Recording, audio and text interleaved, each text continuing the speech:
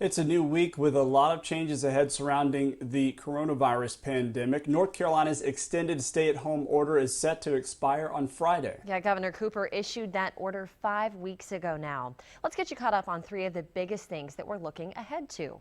Starting tomorrow, Novant Health will resume non-essential surgeries. Novant started rescheduling postponed surgeries a couple of weeks ago. Patients are now being screened 2 days before their procedure date. Atrium resumed non-essential surgeries last Monday. Today, South Carolina is honoring all those lost during the pandemic, along with the doctors and nurses who saved countless others. It is part of Governor McMaster's statewide Day of Prayer, and he asked for people to also pray for people who are struggling financially. And hopefully struggling restaurants can get back on their feet. Today, South Carolina restaurants are preparing for their biggest day in several weeks. Starting tomorrow, they can resume outdoor dining. And it's going to be a huge boost for so many employees who haven't been able to work and businesses that have lost money. Yeah, our Aaron Edwards talked to the leader of the state's restaurant task force and learned that reopening won't be a guaranteed success. The task force will have to see how restaurants follow those outdoor seating guidelines the governor put in place, like putting tables 8 feet apart. A member of the task force says if things go smoothly with outdoor seating, indoor seating could start the following week. The last month and a half has been doing curbside only has been a little difficult. This is the last weekend restaurants in South Carolina will be takeout only. Starting Monday, outdoor seating will be allowed with a few guidelines. Tables will need to be 8 feet apart and no more than 8 people at one table.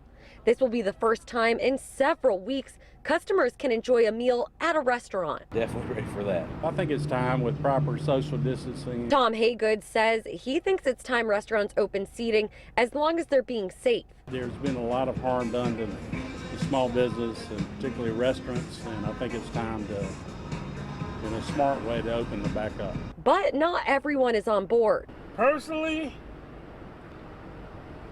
I think it may be a little too soon.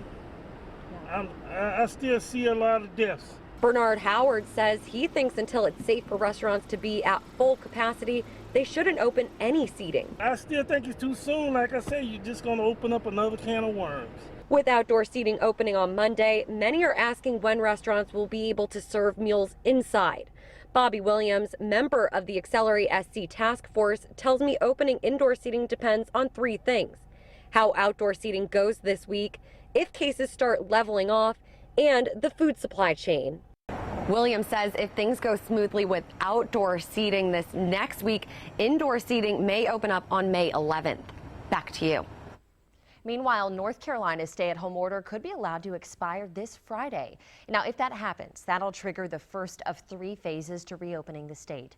In phase 1, you'll be able to travel for reasons that are not essential. And some non-essential businesses will reopen, like clothing stores, sporting goods stores, and bookstores. The second phase could come 2 to 3 weeks after that. It would allow restaurants to open, but still encourage people who are vulnerable to catching the virus to stay inside. Now, the last phase would be 4 to 6 weeks after that. It would allow increased capacity at churches, restaurants, and other businesses. Charlotte restaurants are looking forward to the day that they can reopen, but they know that their concerns won't end that day. Heist Brewery in Noda has stayed open, but nearly everything about its business has changed. It's making 90% less money than it did before the pandemic. Heist's managing partner told us that he worries what'll happen if they have to do this for much longer. You know, if we can't bring them back quick enough, they're going to have to find work. Unemployment only lasts for so long. Now, Heist has partnered with other small businesses so both sides can make extra money. Heist isn't going to stay in business by selling our dog treats, but if they can sell our dog treats and a couple other things and make a little bit of extra, money here and there, it might help them keep one more person. Eric Westerdoen launched a startup just a couple of months before the pandemic hit. He relied on street markets at first, but those are now shut down. The North Carolina Restaurant Association sent Governor Cooper a letter on Friday asking him to allow restaurants to reopen for dine-in sooner than planned. The group says only 35% of the state's restaurants can afford a shutdown of 2 months or more. It says restaurants should adopt strict health safety rules like fewer people inside restaurants and tables spread apart.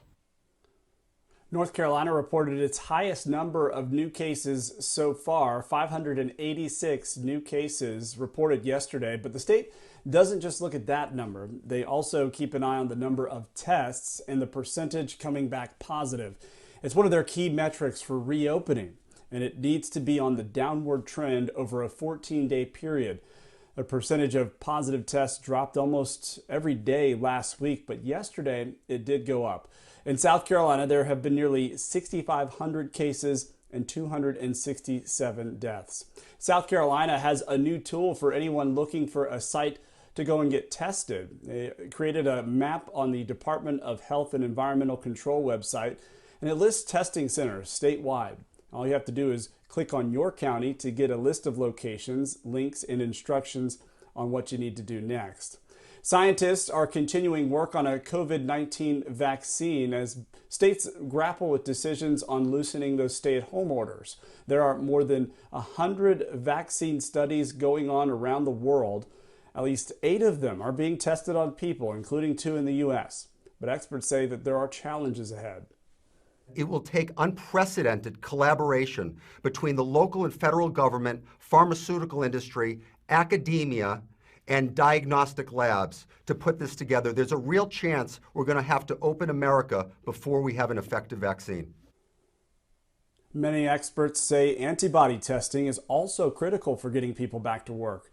New York State is testing at least 15,000 people for antibodies, which show if a person may have been exposed to the virus. There are still questions about the reliability of those tests, and only a few are authorized by the FDA.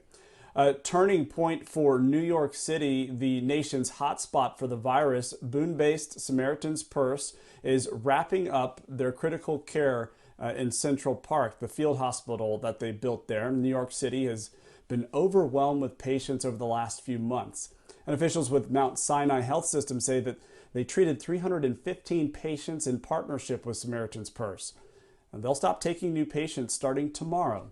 And it's going to take 2 weeks to treat the last patients, decontaminate, and remove the field hospital tents. Dozens of protesters lined the streets, showing town leaders that they want Sunset Beach to reopen. Protesters held signs and chanted.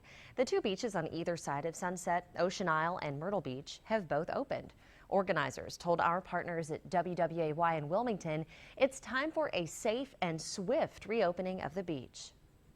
We're not advocating unsafe behaviors for anyone, but we know we can do both. Be safe and live our full lives. We were the first beach to close, and we're going to be the last ones to open. It's not right. Everybody followed suit with us. Now we need to follow suit and get our beach back open. Town Council has a meeting set for tomorrow night. Meanwhile, about a dozen people rallied to support businesses reopening in Gastonia. Our partners at the Gaston Gazette shows them holding signs in front of Gastonia City Hall yesterday morning. Earlier this week, Gaston County Commission Chair Tracy Philbeck signed an order that would let businesses open. But later that day, the county clarified, saying businesses should follow the state's stay-at-home order. And just Friday, protesters marched in uptown Charlotte demanding businesses reopen. There have been several similar rallies around the state. Families in Iredell County will have food on the table thanks to a grassroots effort there yesterday. The community held a food drive yesterday morning for Iredell Christian Ministries. The organization was struggling to keep their food pantry stocked, so motorcycle groups, North Iredell Rescue Squad, and local businesses stepped in. So within that 5 days, by use of Facebook, by use of word of mouth and the biker community, we were able to put together a ton of food to be able to send to one of our trailers, and to see it come together in such a small amount of time is one of the reasons why we're in this, and we're just thankful for everybody that's involved. Tomorrow, all of that food collected is going to be taken to Iredell Christian Ministries to be prepared for families to pick up. And there is still so much of a need in our community. Channel 9 is hosting a virtual food drive to help the Second Harvest Food Bank. And if you can, we'd like to ask you to help by going to 9fooddrive.com, where you can find all the details on how you can donate.